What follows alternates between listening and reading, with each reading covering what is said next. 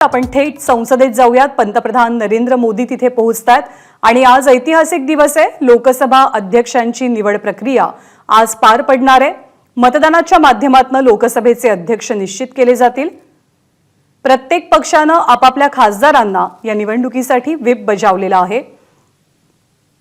आपल्या देशाला स्वातंत्र्य मिळाल्यापासून ही केवळ तिसरी वेळ आहे लोकसभेच्या अध्यक्षपदाची निवडणूक होण्यासाठी। कारण आतापर्यंत सर्व सहमतीने लोकसभेच्या अध्यक्षांच्या नावावर शिक्कामोर्तब केलं जायचं, पण या वेळेला इंडिया आघाडीने आणि विरोधकांनी उपाध्यक्षपद हे विरोधकांकडे असावं असा आग्रह धरला।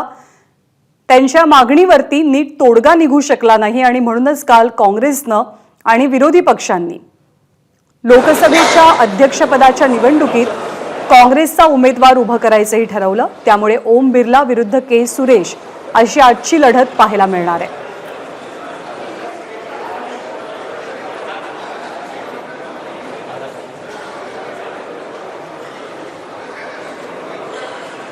माननीय सभासदों, माननीय अध्यक्ष जी,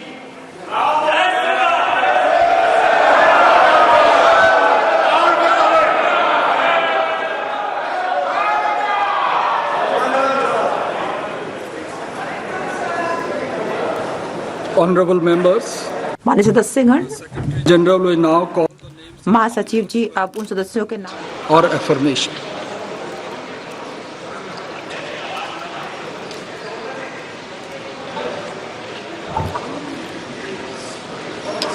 जम्मू एंड कश्मीर श्री अब्दुल रशीद शेख।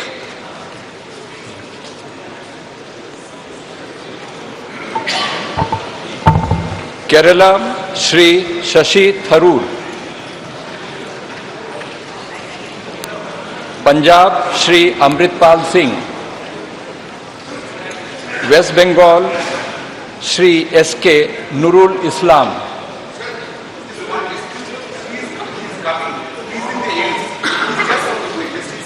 आपले प्रतिनिधी सोमेश कोलगी सध्या आपल्या सोबत आहेत। सोमेश, अध्यक्षपदासाठी थोड्याच वेळात निवडणूक होणार आहे।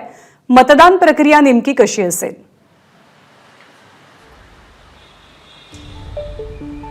ज्ञानदा, अध्यक्षपदासाठीचं मतदान होत असताना सर्वसाधारणपणे यावरती जर डिव्हिजन डिमांड केली गेली विरोधी पक्षांकडून, तर नेमकं अध्यक्षांच्या बाजूनी किती जणांनी मतदान केलंय आणि अध्यक्षांच्या विरोधात किती जणांनी मतदान केलंय हा आकडा समोर येऊ शकतो। आता सर्वसाधारणपणे अध्यक्षांसाठी जी मतदानाची पद्धत आहे त्या मतदानाच्या पद्धतीच्या आधी म्हणजे सुरुवातीला आता पहिल्यांदा ज्या उरलेल्या खासदारांच्या काही शपथा असतील तर त्यांना शपथ देण्याचा कार्यक्रम होईल आणि त्यानंतर लगेचच अध्यक्षपदाचे प्रस्ताव मांडले जातील। आणि अध्यक्षपदासाठी सर्वसाधारणपणे आतापर्यंत केवळ दोनदाच असं झालंय की जेव्हा निवडणुका घेण्याची वेळ आली होती, त्यामध्ये सुद्धा सगळ्यात पहिल्यांदा जेव्हा असं घडलं त्यावेळी 1952च्या आधीचा तो प्रसंग आहे। त्यामुळे हंगामी संसद त्यावेळी होती, जी संसद काम करत होती त्याला इंटरिम पार्लमेंट म्हटलं गेलं होतं। ती लोकांमधून थेट निवडून आलेली नव्हती आणि त्या संसदेच्या वेळी जी.व्ही. मावळणकरांच्या विरोधात अशा स्वरूपाचा एक वेगळा प्रतिनिधी हा काही खासदारांनी दिला होता आणि तेव्हा असं मतदान झालं होतं। आणि त्यानंतर 1975 नंतर 1977ला आणीबाणीनंतर जी निवडणूक झाली त्या निवडणुकीमध्ये सत्ताधारी पक्ष जो होता जनता पक्ष, त्याच्या उमेदवारांच्या विरोधामध्ये एक उमेदवार हा त्यावेळी देण्यात आला होता, परंतु त्या उमेदवाराला कमी मतं मिळाली आणि जो सत्ताधारी पक्षाचा उमेदवार आहे त्यांनी जवळपास 366 मतं घेऊन लोकसभा अध्यक्षपदाची निवडणूक जिंकली होती। आणि त्यानंतर आपण पाहतोय तर थेट 2024 साली पहिल्यांदा लोकसभा अध्यक्षपदाची निवडणूक होते। या निवडणुकीच्या वेळी सुरुवातीला प्रस्ताव मांडले जातील अध्यक्षपदांच्या नावाचा, त्यानंतर मग त्यांच्या नावाला अनुमोदन दिलं जाईल। आता स्वाभाविक दोन उमेदवार आहेत, त्यामुळे ओम बिर्ला यांच्या नावाचा प्रस्ताव हा पंतप्रधान नरेंद्र मोदी मांडणार आहेत, त्यानंतर चिराग पासवान त्यांना पाठिंबा देणार आहेत, एनडीएतील घटक पक्ष त्यांना पाठिंबा देणार आहेत, अनुमोदन करणार आहेत। नंतर मग दुसरा प्रस्ताव हा विरोधकांकडून स्वाभाविक के सुरेश यांच्या नावाचा येणार आहे, कारण के सुरेश हे विरोधी पक्षांचे लोकसभा अध्यक्षपदाचे उमेदवार आहेत। त्यांच्या प्रस्तावाला विरोधी पक्ष पंतप्रधान बोलतात, थोडं थांबवतेय। महोदय, मैं प्रस्ताव करता हूं कि श्री ओम बिरला जी जो इस सभा के सदस्य हैं को इस सभा के अध्यक्ष के रूप में चुना जाए। Sri Rajnath Singh to second the motion.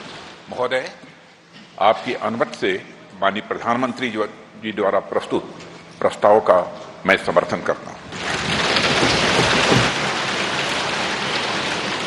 Sri Rajiv Ranjan Singh, alias Lalan Singh. अध्यक्ष महोदय, मैं प्रस्ताव करता हूं कि श्री ओम बिरला जी जो लोकसभा के माननीय सदस्य हैं, इस सदन के अध्यक्ष के रूप में उनके नाम का मैं प्रस्ताव करता हूं। Dr. Rajkumar Sangwan to second the motion.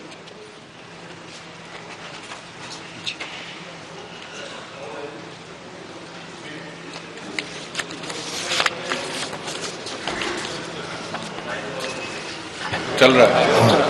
महोदय, मैं श्री ओम बिरला जी जो इस सदन के सदस्य हैं, उनको अध्यक्ष के रूप में अपना समर्थन देता हूं।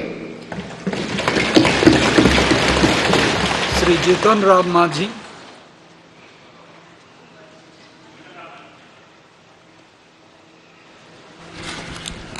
अध्यक्ष महोदय, हम श्री ओम बिरला जी को जो मेंबर के हाउस हैं, उनको स्पीकर के रूप में चुनने के लिए प्रस्ताव देता हूं। श्री शिवराज सिंह चौहान to second माननीय the motion. अध्यक्ष महोदय, माननीय प्रधानमंत्री जी द्वारा प्रस्तुत प्रस्ताव का माननीय जीतन राम मांझी जी द्वारा प्रस्तुत प्रस्ताव का मैं समर्थन करता हूं। श्री अमित शाह. महोदय, मैं प्रस्ताव करता हूं कि श्री ओम बिरला जो इस सभा के सदस्य हैं, उनको इस सभा के अध्यक्ष के रूप में चुना जाए। Shri Nitin Jairam Gadkari to second the motion. माननीय अध्यक्ष महोदय, आदरणीय प्रधानमंत्री जी ने इस सभागृह, आदरणीय अमित शाह जी ने जो प्रस्ताव रखा है, उसका मैं अनुमोदन करता हूं। श्री जादव प्रताप राव गणपत राव. महोदय, मैं प्रस्ताव करता हूं कि माननीय श्री ओम बिरला जी जो इस सभा के सदस्य है, इनको इस सभा के अध्यक्ष के रूप में चुना जाए। Shri Tatkare Sunil दत्ताराय.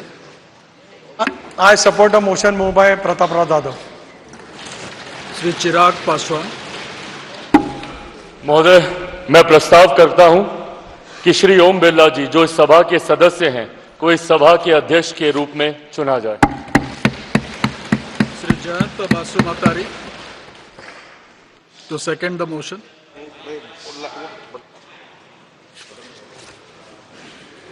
I rise to second the move by Sri Chirag Paswan that Sri Om Birla, a member of the House, be chosen as the Speaker of the House. Thanks.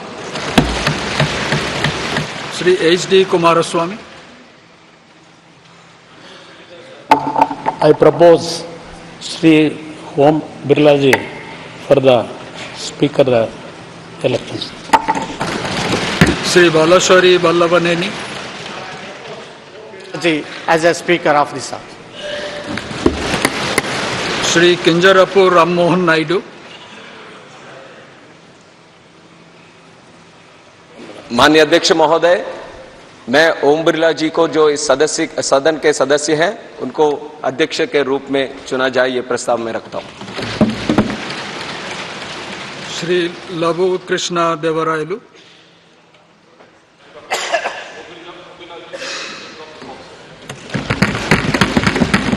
Dr. Indra Hang Suba to move the motion.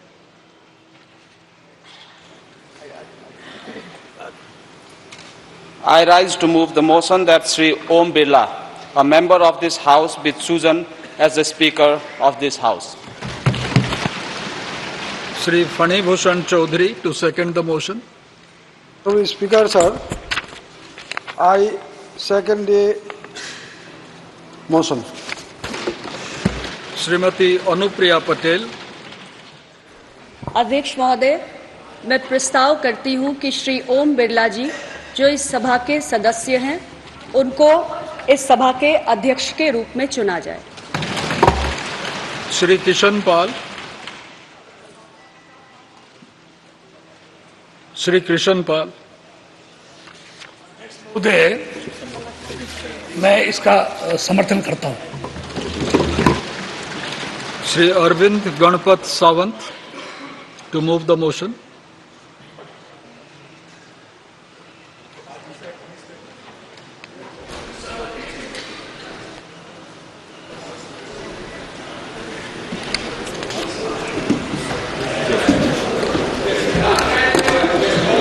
Item number 12. Mic is not working.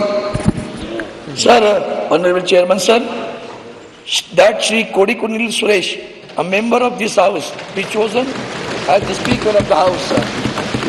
Thank you.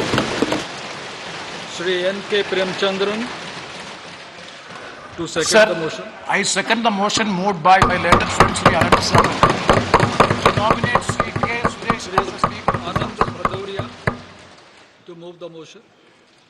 महोदय, मैं प्रस्ताव करता हूं कि श्री के सुरेश जी जो इस सदन के माननीय सदस्य हैं को लोकसभा का अध्यक्ष चुना जाए। Shri Tariq Anwar to second the motion.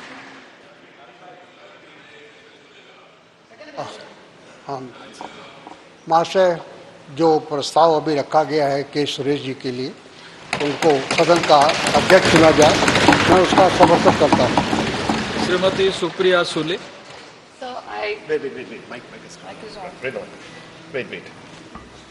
Sir, I would like to move the motion that Shri Kodikunil Suresh, as a member of this House, to be chosen as the Speaker of the House.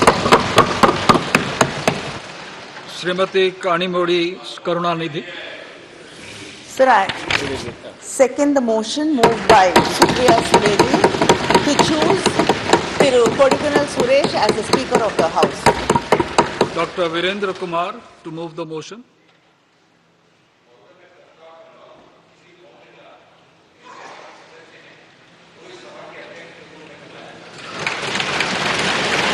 Shri Joel Oram to second the motion. मेरा साथी वीरेंद्र कुमार जी ने जो प्रस्ताव दिया है उसको मैं समर्थन करता हूं। Professor S.P. Singh Baghel.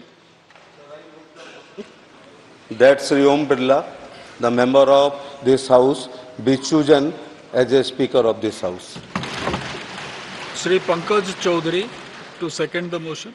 महोदय, मैं प्रोफेसर एसपी सिंह बघेल जी के प्रस्ताव का समर्थन करता हूँ। श्रीमती अन्नपूर्णा देवी to move the motion. मैं प्रस्ताव करती हूँ कि श्री ओम बिरला जो इस सभा के सदस्य हैं उनको इस सभा के अध्यक्ष के रूप में चुना जाए। Shrimati Kamaljeet Sherawat to second the motion. आदरणीय महोदय, मैं इस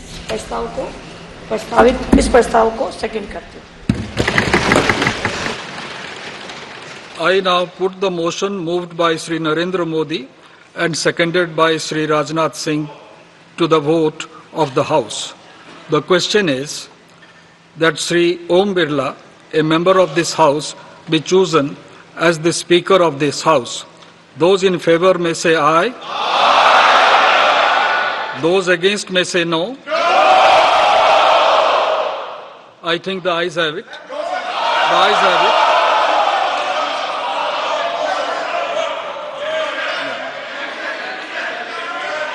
The motion is adopted.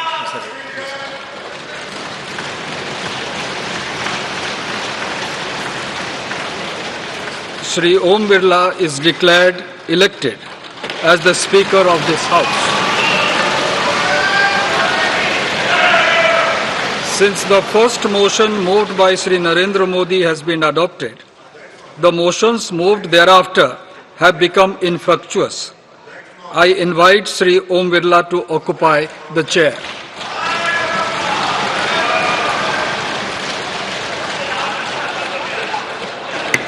इन्होंने डिवीजन फोर्स नहीं किया है, इसलिए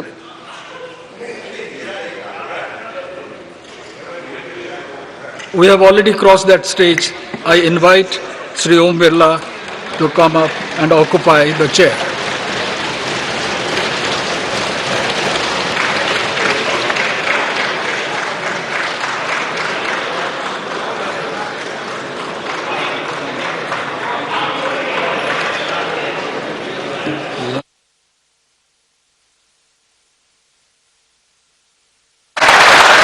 सभेचे अध्यक्ष बनलेले आहेत. पंतप्रधान नरेंद्र मोदींनी त्यांचं अभिनंदन केलंय. विरोधी पक्षनेते राहुल गांधी त्यांना अभिवादन करतात, अभिनंदन करतात आणि अतिशय सन्मानजनक पूर्व पद्धतीनं पंतप्रधान आणि विरोधी पक्षनेते या दोघांनीही त्यांना आसनापर्यंत सोडणं अपेक्षित असतं. गेल्या लोकसभेचे म्हणजे 17व्या लोकसभेचे अध्यक्ष म्हणून सुद्धा ओम बिर्ला यांनीच काम पाहिलेलं आहे आणि आता 18व्या लोकसभेच्या अध्यक्षपदाची जबाबदारी सुद्धा ओम बिर्ला यांच्यावरच असेल. स्वतः पंतप्रधान नरेंद्र मोदींनी त्यांच्या नावाचा प्रस्ताव मांडला. एनडीएतल्या 13 पक्षांनी सुद्धा त्यांच्या नावाला अनुमोदन दिलं आणि के सुरेश हे काँग्रेसचे इंडिया आघाडीचे उमेदवार होते, पण आवाजी मतदानानं ओम बिर्ला यांची अध्यक्षपदी नियुक्ती करण्यात आली आहे.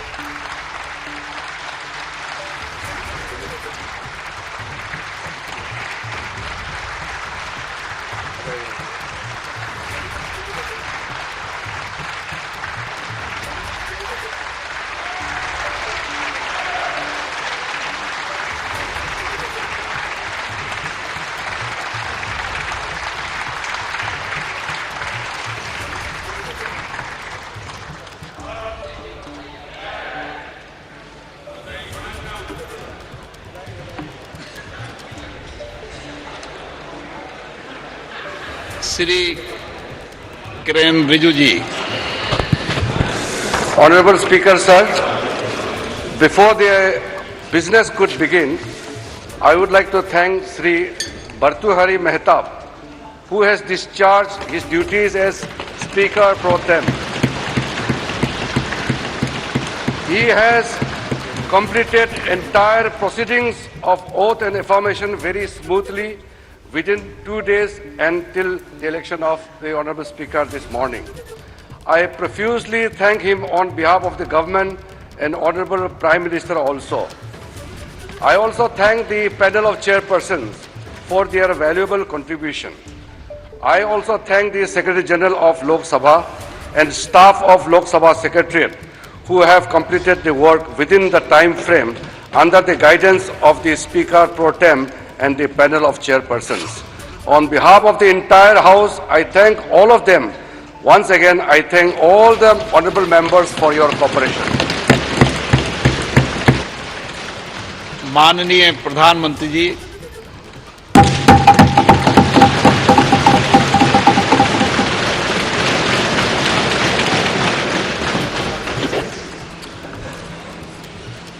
आदरणीय अध्यक्ष महोदय, ये सदन का सौभाग्य है कि आप दूसरी बार इस आसन पर विराजमान हो रहे हैं। आपको और इस पूरे सदन को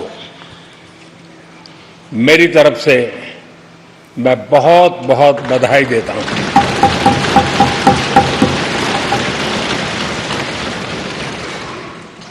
आदरणीय अध्यक्ष जी, मेरी तरफ से आपको शुभकामनाएं हैं, लेकिन इस पूरे सदन की तरफ से भी आपको अनेक अनेक शुभकामनाएं। अमृत काल के इस महत्वपूर्ण कालखंड में दूसरी बार इस पद पर विराजमान होना बहुत बड़ा दायित्व आपको मिला है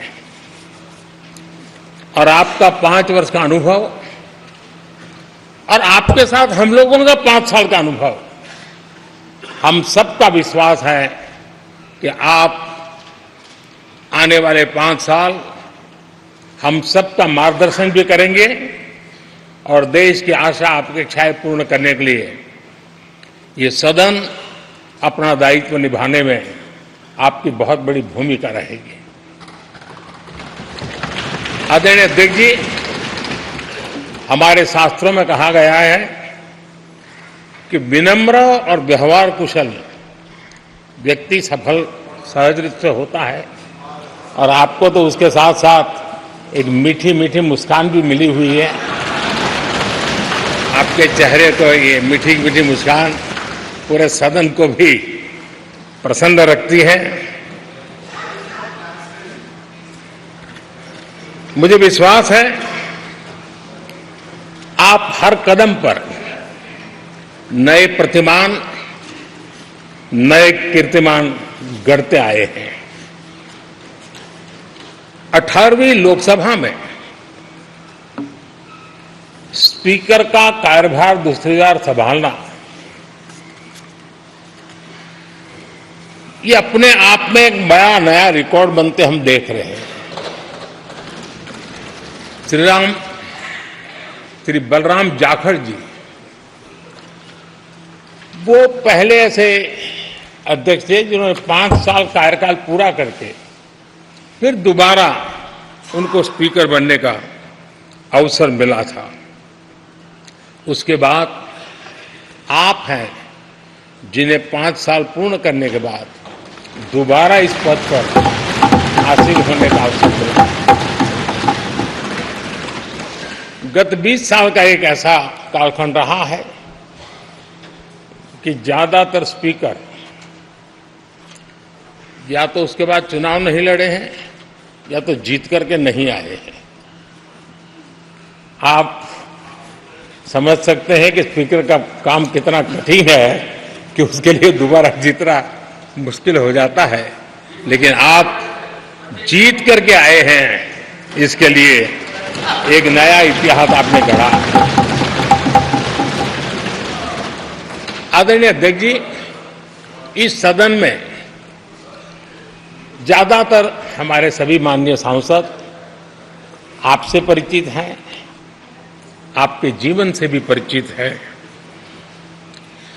और पिछली बार मैंने इस सदन में आपके संबंध में काफी कुछ बातें रखी भी थी और मैं आज उसको दोहराना नहीं चाहता हूं, लेकिन मैं एक सांसद के रूप में और हम सभी सांसद के रूप में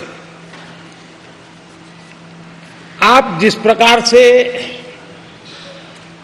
एक सांसद के नाते काम करते हैं, ये भी जानने योग्य है और बहुत कुछ सीखने योग्य है। मुझे विश्वास है कि आपकी कार्यशैली एज ए सांसद भी हमारे जो फर्स्ट टाइमर सांसद हैं, हमारे युवा सांसद हैं, उनको जरूर प्रेरणा देगी। आपने अपने कार्यक्षेत्र में, संसदीय क्षेत्र में स्वस्थ मां और स्वस्थ शिशु एक कमिटमेंट के साथ जो अभियान चलाया है और सुपोषित मां, इस अभियान को आपने जिस प्रकार से अपने क्षेत्र में प्राथमिकता देकर के खुद को इन्वॉल्व करके किया है, वो वाकई प्रेरक है। आपने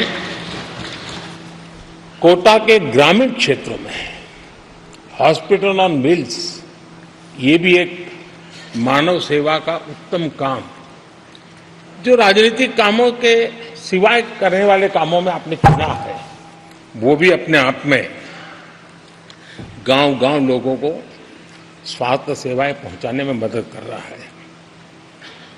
आप नियमित रूप से गरीबों को कपड़े,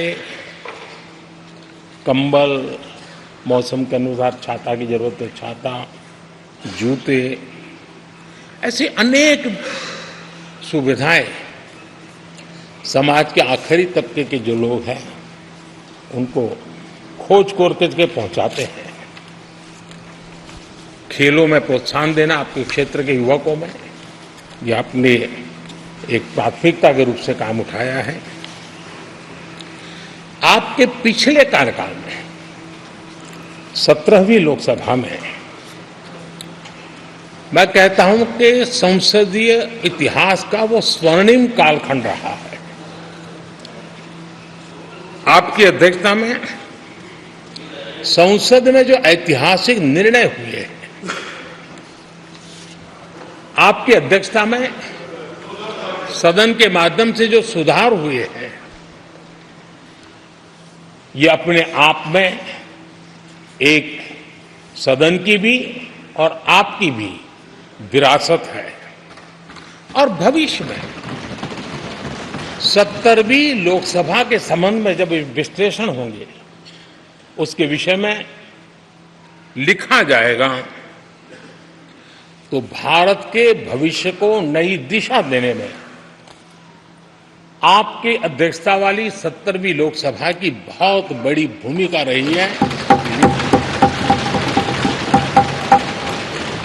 आदरणीय अध्यक्ष जी, 17वीं लोकसभा में नारी शक्ति वंदन अधिनियम 2023, जम्मू कश्मीर पुनर्गठन विधेयक, भारतीय न्याय संहिता, भारतीय साक्ष्य बिल, भारतीय नागरिक सुरक्षा संहिता, सामाजिक सुरक्षा संहिता, digital personal data protection bill, मुस्लिम महिला विवाह अधिकार संरक्षण विधेयक, transgender persons protection of rights bill, consumer protection bill, direct tax, विवाद से विश्वास विधेयक, सामाजिक, आर्थिक और राष्ट्रीय महत्व के ऐसे कितने ही महत्वपूर्ण ऐतिहासिक कानून 17वीं लोकसभा में आपकी अध्यक्षता के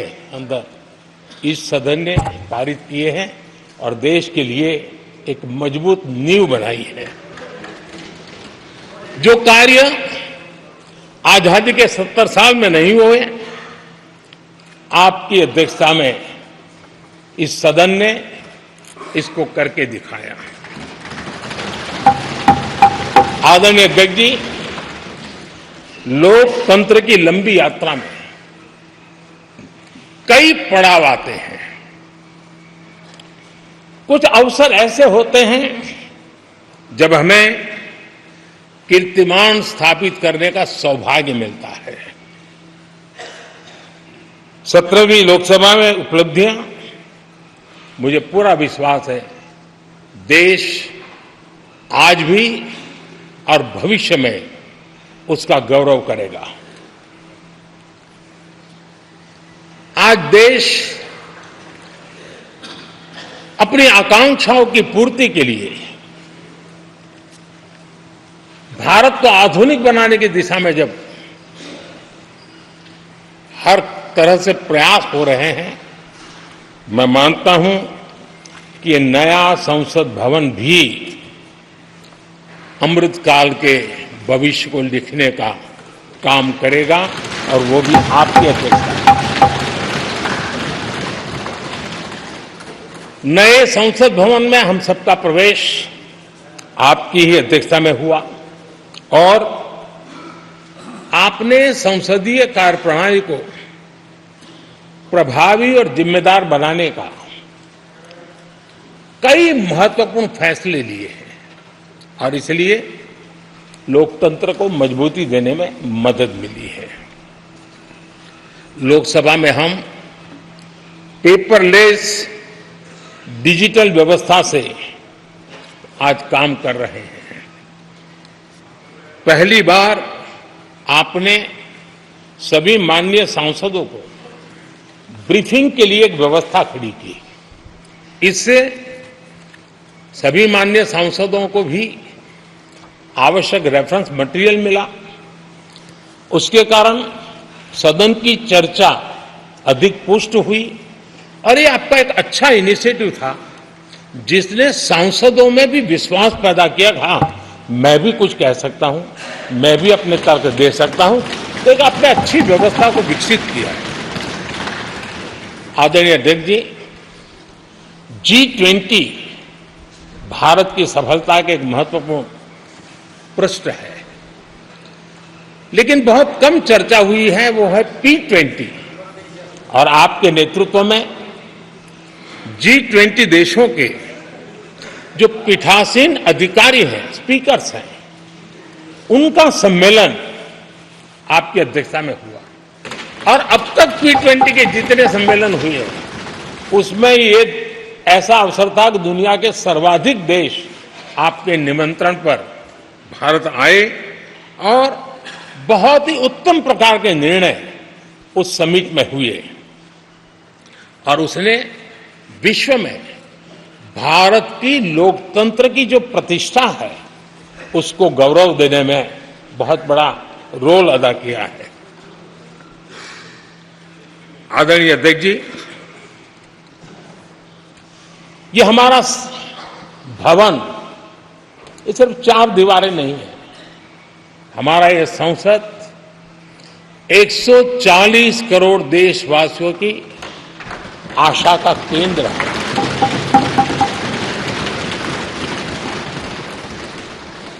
संसद की कार्यवाही, जवाबदेही और आचरण हमारे देशवासियों के मन में लोकतंत्र के प्रति जो उनकी निष्ठा है उसको और अधिक मजबूत बनाता है।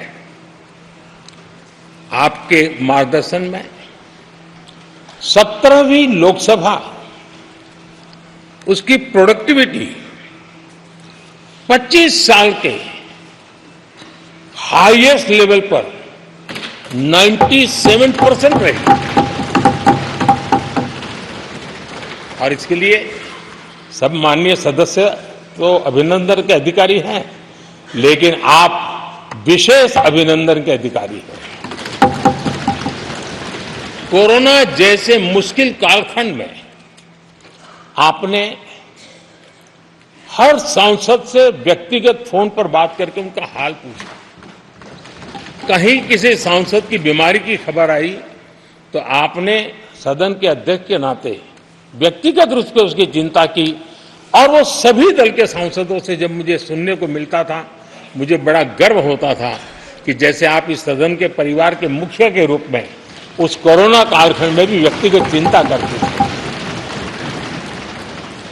कोरोना काल में भी आपने सदन का काम रुकने नहीं दिया।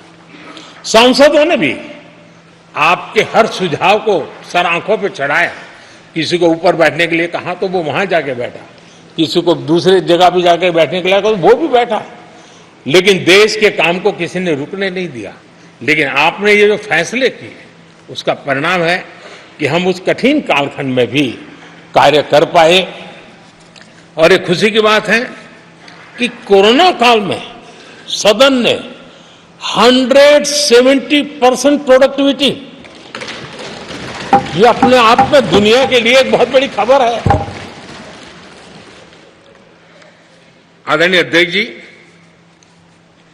हम सब चाहते हैं कि सदन में आचरण, सदन के नियमों का पालन हम सब करें और आपने बड़े सटीक तरीके से, संतुलित तरीके और कभी कभी कठोरता के साथ भी फैसले लिए हैं।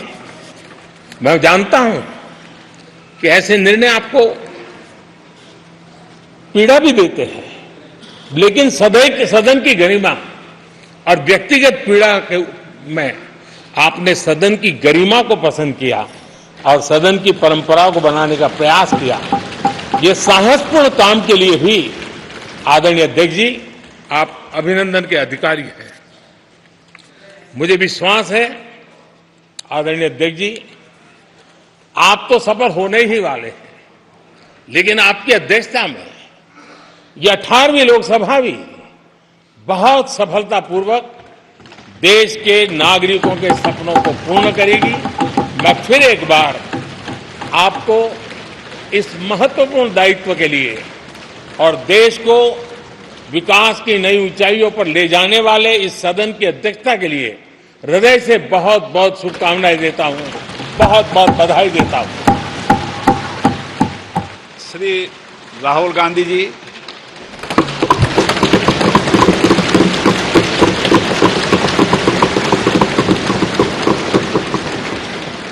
Speaker, sir, I'd like to congratulate you for your successful election. For the second time that you have been elected, I'd like to congratulate you on behalf of the entire opposition, on behalf of the India Alliance. Speaker Sir, this House represents the voice of India's people. And you, Speaker Sir, are the final arbiter of that voice. Of course, the government has political power, but the opposition also represents the voice of India's people. And this time, the opposition represents significantly more voice of the Indian people than it did last time. Speaker Sir, the opposition would like to assist you in doing your work. We would like the House to function often and well. Speaker Sir, it is very important that cooperation happens on the basis of trust. It is very important that the voice of the opposition is allowed to be represented in this House. I am confident that you will allow us to represent our voice, allow us to speak, allow us to represent the voice of the people of India. Speaker Sir, the question is not how efficiently the House is run. The question is how much of India's voice is being allowed to be heard in this House. So the idea, Speaker Sir, that you can run the House efficiently by silencing the voice of the opposition is a non-democratic idea. And this election has shown that the people of India expect the opposition to defend the Constitution, the Samvidhan of this country. And we are confident that by allowing the opposition to speak, by allowing us to represent the people of India, you will do your duty of defending the Constitution of India. I'd like to once again congratulate you, Speaker Sir, and also all the members of the House who have won their election. Thank you very much. Shri Akhilesh Yadav ji.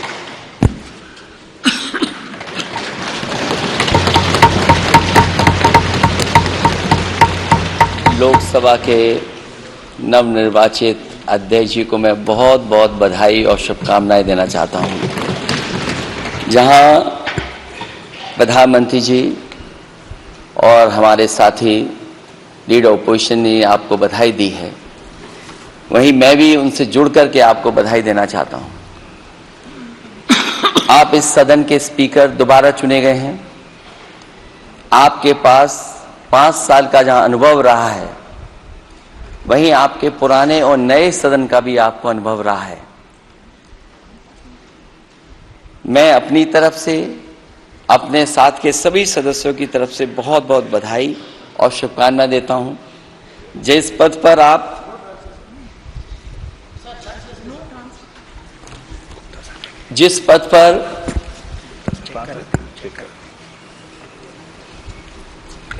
जिस पद पर आप बैठे हैं, इससे बहुत गौरवशाली परंपराएं जुड़ी हुई हैं और हम सब यही मानते हैं कि बिना भेदभाव के आगे बढ़ेगा और लोकसभा के अध्यक्ष के रूप में आप हर सांसद और हर दल को बराबरी का मौका और सम्मान देंगे। निष्पक्षता इस महान पद की महान जिम्मेदारी है। आप लोकतांत्रिक न्याय के मुख्य न्यायाधीश की तरह बैठे हैं। हम सबकी आपसे अपेक्षा है कि किसी भी जनप्रतिनिधि की आवाज दबाई न जाए और ना ही निष्कासन जैसी कार्रवाई दोबारा सदन की गरिमा को ठेस पहुंचाए। आपका अंकुश विपक्ष पे तो रहता ही है, लेकिन आपका अंकुश सत्ता पक्ष पे भी रहे। तर ओम बिर्ला यांची 18व्या लोकसभेचे अध्यक्ष म्हणून निवड झालेली आहे। पंतप्रधान नरेंद्र मोदींनी त्यांचं अभिनंदन केलं, तर राहुल गांधी यांनी विरोधकांना सुद्धा बोलण्याची समान संधी आणि समान न्याय मिळावा अशी अपेक्षा व्यक्त केली। एबीपी माझा, उघडा डोळे बघा नीट।